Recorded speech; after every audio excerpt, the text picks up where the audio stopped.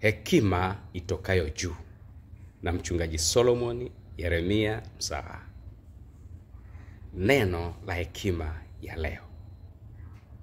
Dhamiri na dhamira. Matendo ya Mitume 24:16. Ninajizoeza kuwa na dhamiri isiyo na hatia mbele za Mungu na mbele za watu wote.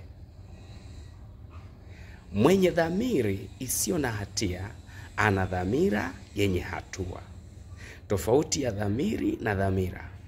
Dhamiri ni kweli iliyomo ndani ya moyo wa mtu inayoshuhudia mema au mabaya. Dhamira ni uwezo wa kufanya maamuzi bila shinikizo. Yaani uwezo wa kuamua bila kushinikizwa. Hiyo ni dhamira. Kusudia kuwa na dhamiri isiyo na hatia ili uwe na dhamira yenye hatua. Barikiwa.